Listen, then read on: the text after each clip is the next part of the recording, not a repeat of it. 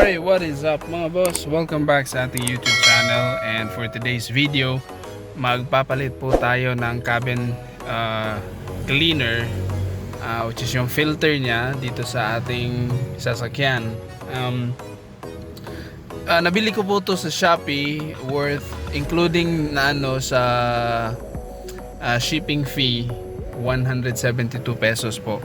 So I know I don't think this is yung genuine na filter from Mitsubishi, pero yun nga, since hindi siya genuine, mas mabuting palitan siya. I think every change oil na lang, kung hindi naman siya ganun kamahal, or depende sa inyo kung feel yung madumi na yung filter nyo. So yun, magpapalit tayo. Madali ang palitan lang. Tuturo ko sa inyo kung saan siya bubuksan para mapalitan ang ating filter. Alright? Pinakauna natin gagawin is dito kasi yung nakalagay yung sa Mirage 2018 po to. So dito po nakalagay yung cabin filter natin. So sa glove box nyo, sa compartment, so hahanapin nyo lang yung wait lang para makita natin. So yun, itong compartment natin, pwede mo itong parang ipupush paloob to. Yan, kung nakikita nyo yan yung lock nya. So kung gagawin nyo yan, and at the same time dito sa kabila, mabubuksan na yan. So gagawin nyo lang is lang siya, ipupush inwards at the same time. So pag gagawin nyo yun, tapos ilahin nyo lang ng konti. So yun, nabubuksan na siya.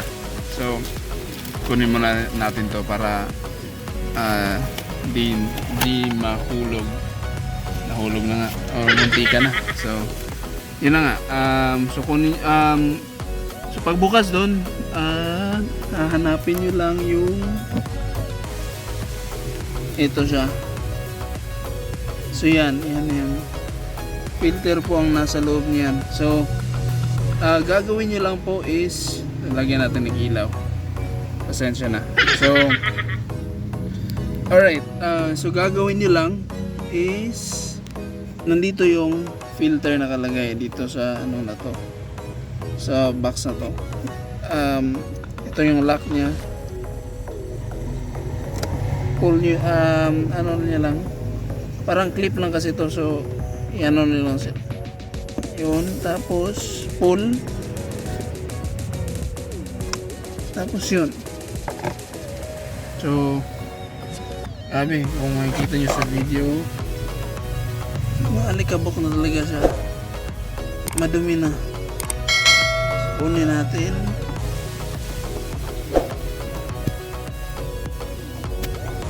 Mahirap siya kunin pag nakahawak ka sa camera.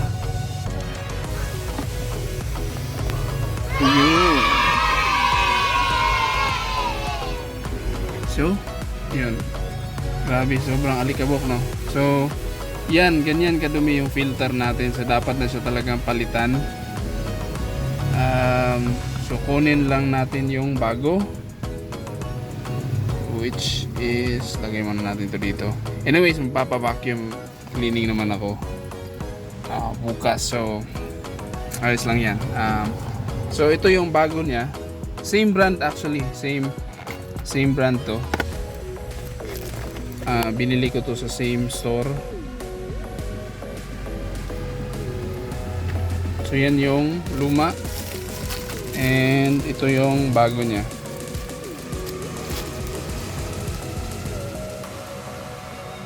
Alright, so buksan lang natin saglit. So yan, ito yung bago, tapos ito yun yung luma. Alright, so sasalpak na natin to dito sa lalagyan niya. Lalagyan na natin itong bagong filter. Oops.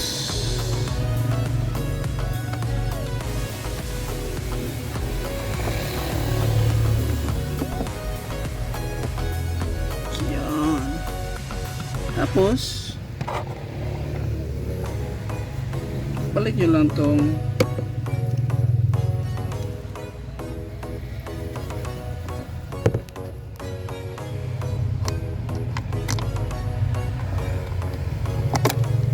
wait, di ko makita.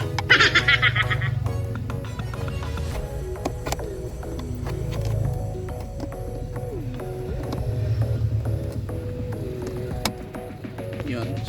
Balik natin. Okay. Tapos yung mga kinuha natin, balikin natin. So, ganun lang kadali yung magpalit ng cabin filter. Mitsubishi Mirage 2018 po to. Pero, yung sa Picanto, the same thing lang naman. Yung kung paano siya buksan. Mirage hatchback, Mirage G4.